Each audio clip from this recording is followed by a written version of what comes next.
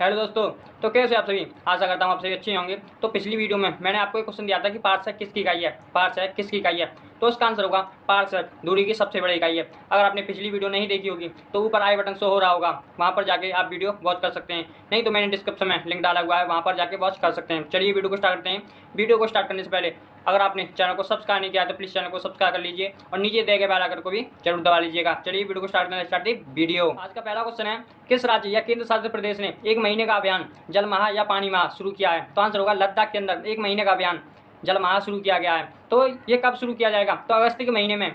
इसे अगस्त के महीने में 2 चरणों में शुरू किया जाएगा। अगर आपसे ये पूछ लूं कि इस अभियान को किसने स्टार्ट किया है, इस अभियान को किसने स्टार्ट किया है, तो आंसर होगा लद्दाख के पहले उपराज्यपाल राधाकिशन माथुर के द्वारा ये अभियान शुरू किया गया है। तो नेक्स्ट क्वेश्चन बनता है कि इस अभियान का उद्देश्य क्या है, इस अभियान का उद्देश्य क्या है। तो आंसर होगा जल का सफल परीक्षण करना और जल की गुणवत्ता की जांच करना। नेक्स्ट है कि पानी सभा का ग्राम स्तर पर आयोजन करना, पानी सभा का ग्राम स्तर पर आयोजन करना। तो चलिए देखते हैं कि लद्दाख से कौन कौन से प्रश्न बन सकते हैं। तो पहला प्रश्न हमारा, सिंधु केंद्रीय विश्वविद्यालय की स्थापना कहाँ पर की जाएगी। सिंधु केंद्रीय विश्वविद्यालय की स्थापना कहाँ पर की जाएगी, तो आंसर होगा लेह यानी कि लद्दाख के अंदर सिंधु केंद्रीय विश्वविद्यालय की स्थापना की जाएगी। अगर आपसे ये मैं पूछ लूँ कि लद्दाख के 2 जिलों के नाम बताइए, तो पहला है लेह और दूसरा है कारगिल। तो नेक्स्ट क्वेश्चन बनता है कि इस सिंधु केंद्रीय विश्वविद्यालय की स्थापना करने की घोषणा किसने की, तो आंसर होगा शिक्षा मंत्री धर्मेंद्र प्रधान के द्वारा सिंधु केंद्रीय विश्वविद्यालय स्थापना करने की घोषणा की गई। तो नेक्स्ट क्वेश्चन है हमारा कि लद्दाख में कौन सा राष्ट्रीय उद्यान है, लद्दाख में कौन सा राष्ट्रीय उद्यान है। तो आंसर होगा हेमिस राष्ट्रीय उद्यान लद्दाख में पड़ता है और ये भारत का सबसे बड़ा राष्ट्रीय उद्यान भी है। तो चलिए नेक्स्ट क्वेश्चन है कि भारत की नवीनतम रामसर साइट कौन सी है, भारत की नवीनतम रामसर साइट कौन सी है। तो आंसर होगा सोगर झील भारत की नवीनतम रामसर साइट है। अगर मैं ये पूछ लूँ कि भारत में टोटल कितनी रामसर साइट है, भारत में टोटल कितनी रामसर साइट है, तो आंसर होगा भारत में टोटल 42 रामसर साइट है, जो कि 42वीं कौन सी है, तो सोगर झील जो लद्दाख के अंदर पड़ती है, ये भारत की सबसे नवीनतम रामसर साइट है। नेक्स्ट क्वेश्चन हमारा कि पेंगोंग झील कहाँ पर पड़ती है, पेंगोंग झील कहाँ पर पड़ती है। तो आंसर होगा लद्दाख के अंदर पेंगोंग झील पड़ती है। तो चलिए सेकंड क्वेश्चन की तरफ बढ़ते हैं। सेकंड क्वेश्चन क्या कहता है हमारा कि राष्ट्रीय लोकमान्य तिलक अवार्ड 2021 से किसे सम्मानित किया गया, राष्ट्रीय लोकमान्य तिलक अवार्ड 2021 से किसे सम्मानित किया गया। तो आंसर होगा साइरस पूनेवाला को तिलक अवार्ड 2021 से सम्मानित किया गया।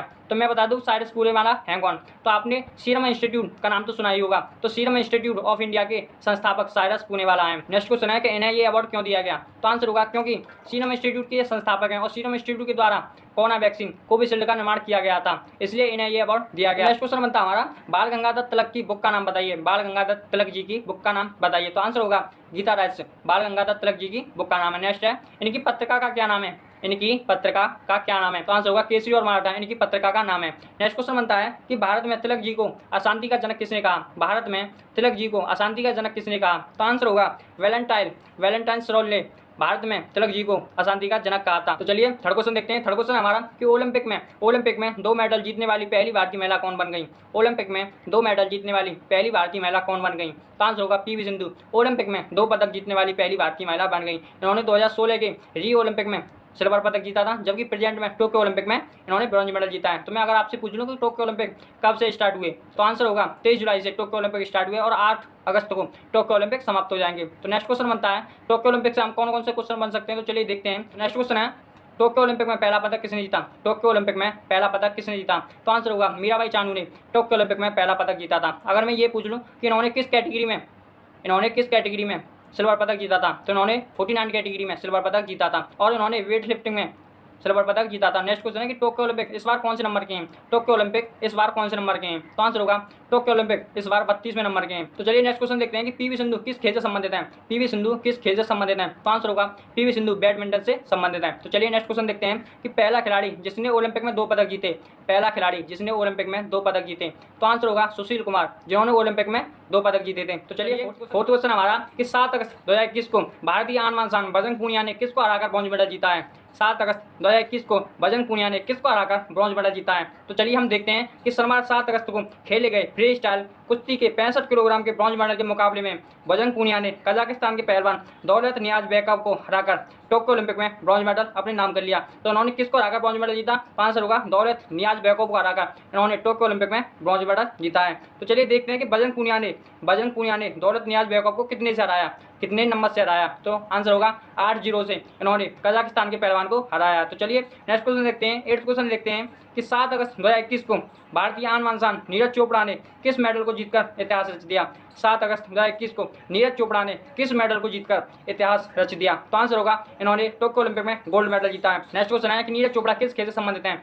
नीरज चोपड़ा किस खेल से संबंधित हैं? तो आंसर होगा ट्रैक और फील्ड एथलीट प्रतिस्पर्धा में भाला फेंकने वाले नीरज चोपड़ा खिलाड़ी हैं। नेक्स्ट क्वेश्चन बनता है कि इन्होंने कितने मीटर लंबा भाला फेंका कि इनको गोल्ड मिल गया? इन्होंने कितने मीटर लंबा भाला फेंका कि इनको गोल्ड मिल गया? तो आंसर होगा 87.57 मीटर इन्होंने भाला फेंककर टोक्यो ओलंपिक में गोल्ड मेडल जीत लिया है। तो मैं आपकी नॉलेज के लिए बता दूं कि 2012 के लंदन ओलंपिक के बाद यानी कि 9 साल बाद ओलंपिक में भारत को गोल्ड मेडल मिला है। तो नेक्स्ट क्वेश्चन बनता है कि 2012 के लंदन ओलंपिक में भारत को सिर्फ 6 मेडल मिले थे, बट टोक्यो ओलंपिक में भारत को कितने मेडल मिल चुके हैं? तो आंसर होगा टोक्यो ओलंपिक में भारत को 7 मेडल मिल चुके हैं। नेक्स्ट क्वेश्चन बनता है 9 क्वेश्चन हमारा कि टोक्यो ओलंपिक में किस किसने मेडल जीता है?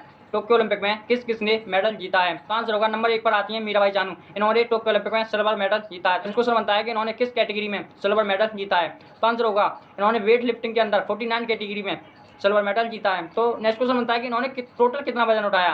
नेक्स्ट क्वेश्चन बनता है कि इन्होंने टोटल कितना वजन उठाया? तो आंसर होगा इन्होंने टोटल 202 किलोग्राम वजन उठाया, यानी कि 87 किलोग्राम इन्होंने स्नैच में उठाया, जबकि 115 किलोग्राम इन्होंने क्लीन एंड जर्क में उठाया। नेक्स्ट क्वेश्चन बनता है कि मीराबाई चानू ने सिल्वर मेडल किसको हराकर जीता है? मीराबाई चानू ने सिल्वर मेडल किसको हराकर जीता है? तो आंसर होगा चाइना की होंग चू को हराकर इन्होंने सिल्वर मेडल जीता है। तो नेक्स्ट क्वेश्चन बनता है सेकंड मेडल किसने जीता? तो आंसर होगा पीवी सिंधु ने सेकंड मेडल जीता, यानी कि इन्होंने ब्रॉन्ज मेडल जीत लिया है। तो इन्होंने किसको हराकर ब्रॉन्ज मेडल जीता? इन्होंने किसको हराकर ब्रॉन्ज मेडल जीता है? तो आंसर होगा चाइना की बिंग जिया को हराकर इन्होंने ब्रॉन्ज मेडल जीता है। तो नेक्स्ट क्वेश्चन हमारा कि ओलंपिक में 2 पदक जीतने वाली पहली भारतीय महिला का क्या नाम है? ओलंपिक में 2 पदक जीतने वाली पहली भारतीय महिला का क्या नाम है? तो आंसर होगा पीवी सिंधु, उन्होंने 2016 के रियो ओलंपिक में सिल्वर पदक और टोक्यो ओलंपिक में यानी 2020 के टोक्यो ओलंपिक में इन्होंने ब्रॉन्ज मेडल जीता है। तो नेक्स्ट मेडल तीसरा मेडल किसने जीता? तो आंसर होगा लवलीना बोरगोहेन ने तीसरा मेडल यानी कि बॉक्सिंग के अंदर इन्होंने ब्रॉन्ज मेडल जीता है। तो नेक्स्ट है इन्होंने टोक्यो ओलंपिक के 2020 में ब्रॉन्ज मेडल जीत लिया है। और नेक्स्ट क्वेश्चन क्या बनता है? नेक्स्ट क्वेश्चन है कि मैं आपकी जानकारी के लिए बता दूं कि यह पदक पिछले 9 वर्षों में भारत का ओलंपिक बॉक्सिंग में पहला पदक है, यानी कि 9 वर्षों में भारत का ओलंपिक बॉक्सिंग में यह पहला पदक है। नेक्स्ट है कि फोर्थ मेडल किसने जीता? फोर्थ मेडल किसने जीता? तो आंसर होगा भारतीय हॉकी टीम ने फोर्थ मेडल यानी कि ब्रॉन्ज मेडल जीता है। तो नेक्स्ट क्वेश्चन बनता है कि इन्होंने इससे पहले कब मेडल जीता था? इन्होंने इससे पहले कब मेडल जीता था? तो आंसर होगा 1980 के अंदर मॉस्को में इन्होंने गोल्ड मेडल जीता था। तो नेक्स्ट क्वेश्चन बनता है कि 5 मेडल किसने जीता? 5वां मेडल किसने जीता? तो आंसर होगा रवि कुमार दहिया ने, भारतीय पहलवान रवि कुमार दहिया ने सिल्वर मेडल जीता था, यानी इन्होंने 5वां मेडल सिल्वर मेडल जीत लिया है। नेक्स्ट क्वेश्चन बनता है कि इन्होंने किस कैटेगरी में सिल्वर मेडल जीता है? इन्होंने किस कैटेगरी में सिल्वर मेडल जीता है? तो आंसर होगा इन्होंने फ्री स्टाइल कुश्ती में 57 किलोग्राम कैटेगरी में इन्होंने सिल्वर मेडल जीता है। नेक्स्ट क्वेश्चन बनता है कि फाइनल में जाकर किस पहलवान से हार गए? ये फाइनल में जाकर किस पहलवान से हार गए? तो आंसर होगा ये रूस के पहलवान से फाइनल में जाकर हार गए थे। तो नेक्स्ट क्वेश्चन है कि 6 मेडल किसने जीता? 6वां मेडल किसने जीता? तो आंसर होगा बजरंग पुनिया ने, यानी 7 अगस्त को बजरंग पुनिया ने ब्रॉन्ज मेडल यानी कि 6वां मेडल जीत लिया है। नेक्स्ट क्वेश्चन है कि 7वां मेडल किसने जीता? तो आंसर होगा नीरज चोपड़ा ने, यानी गोल्ड मेडल भारत को गोल्ड मेडल जिता दिया है। तो नेक्स्ट क्वेश्चन बनता है क्वेश्चन 10 क्वेश्चन हमारा कि भारत ने टोक्यो ओलंपिक में टोटल मेडल कितने जीत लिए हैं? भारत ने टोक्यो ओलंपिक में कितने मेडल जीत लिए हैं? तो आंसर होगा 7, जिसमें से 1 गोल्ड मेडल है और 2 सिल्वर मेडल हैं, जबकि 4 ब्रॉन्ज मेडल हैं। तो चलिए 11 क्वेश्चन देखते हैं। 11 क्वेश्चन में हम कुछ जियोग्राफी से संबंधित प्रश्न देखेंगे। तो पहला प्रश्न है हमारा कि अटलांटिक महासागर और प्रशांत महासागर को कौन सी नहर जोड़ती है? अटलांटिक महासागर और प्रशांत महासागर को कौन सी नहर जोड़ती है? तो आंसर होगा पनामा नहर। आंसर होगा पनामा नहर अटलांटिक महासागर और प्रशांत महासागर को जोड़ती है। अगर आपसे मैं ये पूछ लूँ कि पनामा नहर कहाँ पर पड़ती है? पनामा नहर कहाँ पर पड़ती है? तो आंसर होगा यूएसए के अंदर पनामा नहर पड़ती है। तो नेक्स्ट क्वेश्चन है कि अमेजन नदी किस महाद्वीप पर बहती है? अमेजन नदी किस महाद्वीप पर बहती है? नेक्स्ट क्वेश्चन है अमेजन नदी किस महाद्वीप पर बहती है? तो आंसर होगा दक्षिण अमेरिका महाद्वीप पर अमेजन नदी बहती है। नेक्स्ट क्वेश्चन है अमेजन वर्षा वनों को किस नाम से जानते हैं? अमेजन वर्षा वनों को किस नाम से जानते हैं? तो आंसर होगा सेलवास, अमेजन वर्षा वनों को भी कहते हैं। नेक्स्ट क्वेश्चन बनता है कि सेलवास को क्या कहकर पुकारा जाता है? सेलवास को क्या कहकर पुकारा जाता है? तो मैं आपकी जानकारी के लिए बता दूं कि सेलवास को पृथ्वी का फेफड़ा कहते हैं। सेलवास को पृथ्वी का फेफड़ा कहते हैं, यानी कि लंग्स ऑफ अर्थ सेलवास को कहा जाता है। नेक्स्ट क्वेश्चन है कि मिशिगन झील और ह्यूरन झील को जोड़ने के लिए किस नहर को बनाया गया? मिशिगन झील और ह्यूरन झील को जोड़ने के लिए किस नहर को बनाया गया? तो आंसर होगा सू नहर को। तो चलिए नेक्स्ट क्वेश्चन की तरफ 12 क्वेश्चन की तरफ बढ़ते हैं, जिसमें कि हम सांख्यिकी के भौकाल प्रश्न देखेंगे। पहला प्रश्न हमारा किस रोग को काली मौत कहा जाता है? किस रोग को काली मौत कहा जाता है? तो आंसर होगा प्लेग को काली मौत कहा जाता है। तो मैं आपकी जानकारी के लिए बता दूं ये रोग जीवाणु जनित बैक्टीरिया से होने वाले रोग हैं। तो सेकंड क्वेश्चन हमारा पीतल किसकी मिश्र धातु है? पीतल किसकी मिश्र धातु है? तो आंसर होगा तांबा और जिंक की पीतल मिश्र धातु है। इसको याद करने की ट्रिक है पिताजी, यानी कि पी से बना पीतल और ता से बना तांबा और जी से बना जिंक, यानी कि तांबा और जिंक की पीतल मिश्र धातु होगी।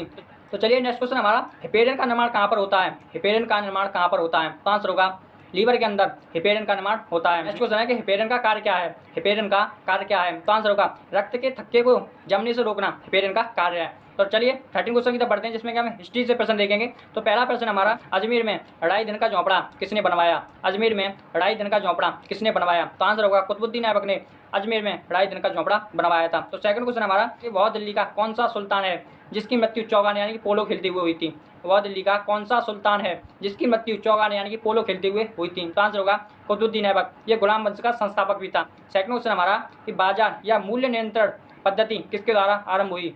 बाजार या मूल्य नियंत्रण पद्धति किसके द्वारा आरंभ हुई थी? तो आंसर होगा अलाउद्दीन खिलजी के द्वारा ये पद्धति स्टार्ट हुई थी। तो चलिए 14 क्वेश्चन की तरफ बढ़ते हैं, जिसमें कि हम इंपॉर्टेंट बुक्स के बारे में जानेंगे। तो पहली बुक से हमारी डिस्प्लेस्ड बुक किसकी है? डिस्प्लेस्ड बुक किसकी है? तो आंसर होगा मलाला यूसुफजई की डिस्प्लेस्ड बुक है। तो सेकंड बुक कौन सी है हमारी? आई का बॉग बुक। आई का बॉग बुक किसकी है? तो आंसर होगा जेके रोलिंग की। जेके रोलिंग की ये बुक है। तो तीसरी बुक कौन सी हमारी? Changing India. चेंजिंग इंडिया किसकी बुक है? चेंजिंग इंडिया किसकी बुक है? तो डॉक्टर मनमोहन सिंह की ये बुक है। तो चलिए 15 क्वेश्चन देखते हैं। जीआई टैग कितने वर्षों के लिए होता है? जीआई टैग कितने वर्षों के लिए होता है? इसका आंसर आपको कमेंट सेक्शन में देना है। तो आई होप आपको वीडियो अच्छा लगा होगा। अगर वीडियो अच्छा लगा हो तो चैनल को सब्सक्राइब एंड लाइक और शेयर जरूर करें। तो चलिए वीडियो को एंड करते हैं एक मोटिवेशन लाइन के साथ, कि मंजिल ने हौसलों से कहा, मंजिल ने हौसलों से कहा, तेरी बस की बात नहीं, हौसलों ने मंजिल की आंखों में आंखें डाल बोला, चल जुट्टी तेरी इतनी औकात नहीं। तो चलिए मिलते हैं नेक्स्ट वीडियो में, जब तक के लिए जय हिंद।